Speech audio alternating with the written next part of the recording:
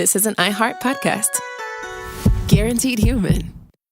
Work can be a little weird. Cringy training seminars, coworkers who won't stop talking about their plant, forgetting the mute button at an inopportune moment. We have to deal with a lot on any given workday. Sometimes it can feel hard to thrive and move forward in your career. Well, that's where LinkedIn comes in. LinkedIn helps you get ideas and insights from experts in your field, connect with people professionally, grow your network, and access tools designed to help you find the right fit for your next role. Whether you're just getting started, figuring out your next move, or looking to accelerate your career, LinkedIn is built to support you at every stage because LinkedIn is the network that works for you. Visit linkedin.com/knowstuff to learn more. Hello and welcome to The Short Stuff. I'm Josh, and there's Chuck, and there's Jerry over there. We are reveling in nature this morning. We're just loving life because it has rained and it smells amazing outside. And it turns out that amazing smell is called Petrichor. Chuck, go. Yeah, and so we decided to have school outside today. Mm-hmm. Remember that? Oh, yeah, I loved that because it also meant not only that it was a nice day out and that your teacher had clearly taken acid that morning, yeah, but that the end of the school year was fast approaching. Sure, because I guess that was usually in the spring, right? Mm-hmm, especially in Toledo. Like if it was nice enough to go outside, you were coming up on the end of the school year. So love that. Yes. But Petrichor, like you said, if you ever go outside after a rain, especially a light rain, which we'll get to, more so than a heavy rain, and you think, man, what is it about that smell that I love so much? And we should also do one on fresh cut grass. Okay. I bet it's something similar. It's got to be. But that has a name, and that is Petrichor, Petrichor. Mm-hmm. And it is that earthy, sort of warm, steamy, earthy fragrance that we get. And there is a story behind it and reasons for it that is science-based. Yes, which makes it just amazingly wonderful. Yes, but it came from Australia, right, the name? It did, Australia in the 60s, actually. It's based on two Greek words, Petros, I believe, which means stone, mm-hmm. and ichor, which means the fluid that flows in the veins of the gods. I think blood of the gods is a simpler way to think about it. That's one way to put it. I also saw life force of the gods. Sure. Coming from a stone. They really went all out, but they had great names. Well, at least the woman researcher did. Isabel Joy Bear. Mm-hmm. I love that name. It's just a wonderful little name. Like it should be a Nickelodeon Sprout cartoon or something. Yeah, character. Not Isabel Joy Behar. That's different. Right. That's like Kathleen Turner Overdrive. Anyway, the other guy was Richard Thomas, who had a ho-hum name, but the two of them coined this term in 1964 in an article in the journal Nature. The article was called Nature of Argillaceous Odor, with a U because they were in Australia, and they coined this term, but they also kind of got down to what creates this. And rather than it just being one thing, it seems to be a combination of three amazing things that all kind of come to the fore during a rainstorm, especially after a dry spell. The first rain after a prolonged dry spell really stinks up the place with beautiful odors. Yeah, and the first thing that we're going to talk about is a molecule that's made by a certain kind of bacteria. And the molecule is called geosmin, Geosmin. Mm-hmm. And it's produced by the bacteria Streptomyces when it dies. Right. And it's all over the ground, if it's, healthy ground. Yeah, and we figured out that Streptomyces makes a really good antibiotic. We use Streptomyces to cure a bunch of different stuff. But it's not Streptomyces we're smelling. It's this molecule that Streptomyces produces when it dies, and I believe as it's being consumed by other bacteria, right? So this geosmin stuff that's in the soil has this earthy smell. The earthy component of Petrichor it comes from this molecule. And they knew this starting back in the 60s with Baer and Thomas. And they didn't know exactly how that would happen, though. Like, how does a molecule in the soil get into the air to make it, the smell after a rain? And then finally, some MIT researchers proved it once and for all in 2015 that it becomes aerosolized. Yeah, that's really cool. Like just 4 years now, as we record this, we've known exactly how this happened because they used these really high-speed close-up cameras to the ground and they found out that raindrops, they trap little tiny air bubbles when they hit the ground, and then those bubbles shoot up through the raindrop and kind of pop an aerosol, like sort of when you look at when you pour a soda, that stuff that fizzes at the top. Right. It just sort of aerosolizes. Yeah. And it spreads by the wind, and that's why a light rain makes the smell more. Like if it's just like pounding with rain, it's not going to aerosolize and spread out as much. Right, because it's diffused by the wind. Like it pops up from the raindrops, it pops through the raindrops into the air, and then the wind kind of carries it. So if you've ever noticed, especially before a storm, it's technically not smelling before the storm. It smells just at the very beginning of the storm when the first droplets have hit the ground and have begun to aerosolize, but the wind is really starting to pick up and carry it through. That's where geosmin really comes into play. Yeah, and here's the deal with geosmin, why it's kind of a big deal for us humans, is that more so than any animal that I could find, human beings are really, really sensitive to the smell of geosmin. It's so bizarre, man. Like we're super sensitive.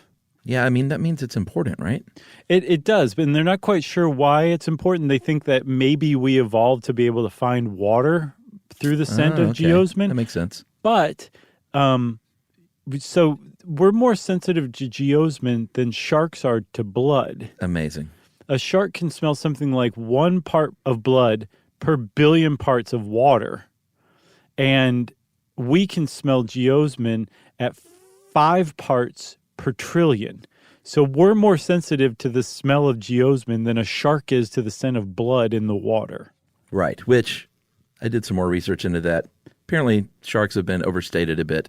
They can smell blood pretty well, but it's not like those things where they can smell it a mile away.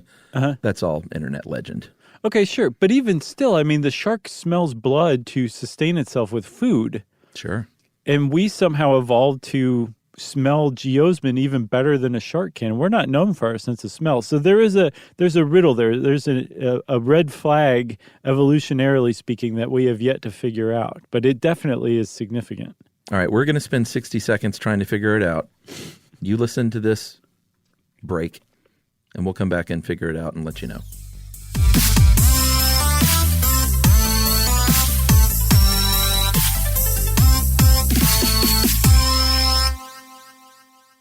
Spectrum Business keeps businesses of all sizes connected seamlessly with fast, reliable internet, advanced Wi-Fi, phone, TV, and mobile services. That's right. And Spectrum Business offers 100% U.S.-based customer support 24/7 to help you stay up and running. And they offer tailored connectivity solutions with packages built for your business budget. Yeah, so it's no wonder millions of business owners rely on Spectrum Business to keep them connected. Visit spectrum.com/business to learn more. Restrictions apply. Services not available in all areas. On eBay, every find has a story. Like if you're looking for a vintage band tee, not just a tee, the band tee from the last show your favorite band ever played. You wore it everywhere. Then your girlfriend started wearing it, which was cute, until she dumped you and took it with her, which was not so cute. Yeah, well, anyway, now you're on eBay. And there it is. Same tee from the same tour. Still living in your memory, rent-free forever. See, the things you love have a way of finding their way back to you. But eBay isn't just for getting whatever your ex-boyfriend or girlfriend stole back, right? No, it's also for that rare championship foul ball you caught, then heroically gave to the kid next to you. And where else are you going to find your first car? The one you wish you'd never sold. But now, finally get the chance to take it back home. For good this time. So shop eBay for millions of finds, each with a story. eBay. Things people love.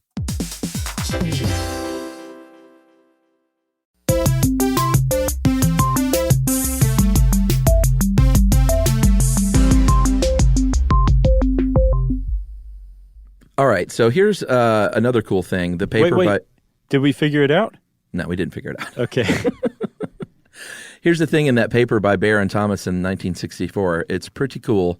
They found out that the scent was being captured and sold in India as Mati Ka Attar, And geosmin is also like becoming a perfume ingredient, which is pretty amazing. Yeah, it has been in India for a while, but I guess the perfume industry in the United States and Europe is finally catching up to that these days. Yeah, we love the smell, but we hate the taste, as they say. Yes, because geosmin also appears in other places, sometimes in the terroir of wine or in mineral water. I don't know that I've ever detected it. At least I didn't realize it. Yeah, I need to know what it is, because I love beets, I love mineral water. I certainly am made partially of wine. So I need to know if, like, all those things that I like, if it's in there, then I probably like the taste. So you do like the earthy taste of beets, because that's what gives beets its earthy taste, is Love geosmin. beets. I do too, but I'm also like walking on a razor's edge of enjoying beets every time I do. Oh, really? To where if I stopped and really thought about the taste, I would hate it immediately and possibly forever. So I just think about other stuff like, baseball or my old Cabbage Patch Kid when I was younger. Interesting. Yeah, I don't know about the second one, but yes. Okay. But that's not all, is it, Chuck? No, this next part is really cool to me. Because if you've ever noticed, if you've been in a rainstorm in the country or the woods, it smells very different than in the city. And that's not just because when it rains in the city, it's kicking up pee and poop and garbage and stuff like that into the air. No, because it technically smells cleaner in the city than it does even in the countryside. Yeah, and that's not because there's more to clean in the city. And so you're smelling the offshoot of that. What it is ozone. That third ingredient that you smell when you have that Petrichor effect, is that a term? The effect of it? The effect of you smelling just made it up, yeah. Is lightning. So when a thunderstorm comes around, that what you're smelling with the lightning, that clean sort of crisp thing that you can't quite put your finger on, is ozone. Yeah, which is produced naturally up in the atmosphere, but the electrical bolt of anger that is lightning also excites the oxygen molecules in the air so much that it can bind them together into O3, that's ozone, and that does have a very specific smell. It's weird. It's a weird smell. I remember we had a listener one time that was, do you remember this guy? He was making ozone deodorant. No. Yeah, I think he sent it to me because he knows that I have deodorant problems. Oh, I want to try that. If you're listening, please Oh, man, this again. is years ago. But if you're listening, send us in some more. I didn't care for it. It had a weird smell. And he was like, yeah, some people, ozone's kind of goes one way or the other. I'll use your old stick if you're not using it anymore. I don't think I still have it. You want my 4-year-old ozone deodorant? Yeah, All yeah, right. with your armpit hair still stuck to the top of it. Oh, gosh. So the reason why it smells cleaner in the city is because there's less geosmin, because there's typically less soil in the city, and geosmin smells more earthy than ozone. So you get more of a prominent geosmin smell in the countryside, which means you get more of an ozone smell in the city, which means it smells cleaner in the city. Yeah, it's not like there's more ozone in the city. It's just more prominent because there's less of the geosmin. Right. But there is another ingredient that we skipped over. It's technically the second ingredient, and they're not 100% sure of this, but it makes so much sense that they're almost certain that this is the case. That the third component of Petrichor, you've got geosmin, ozone, and then terpenes, the things that give plants their distinctive smells. They think that terpenes are activated through a number of different mechanisms that make them produce a much more fragrant smell right around a rainstorm, and then that contributes to the smell of Petrichor too. Right, and if it's been really dry for a long time, that rain may be hard enough to where it breaks off dry plant material and stuff like that, releases that chemical, and they liken it in this article from the BBC, just like when you crush up dried herbs, it releases that smell. Yeah, and it would probably follow the same process as the geosmin, where it just becomes aerosolized by the raindrops as they hit them. Very cool. This is a good one to know. Next time you're in a rainstorm and someone comments about why it smells, just say Petrichor. Right. Or the next time somebody just spits out a bite full of food in their napkin and says, I hate beets, you can explain why. Petrichor. Right. Well, that's it for Petrichor, whatever you want to call it. It has been done. So Short Stuff is out. Stuff You Should Know is a production of iHeartRadio's How Stuff Works. For more podcasts from iHeartRadio, visit the iHeartRadio app, Apple Podcasts, or wherever you listen to your favorite shows.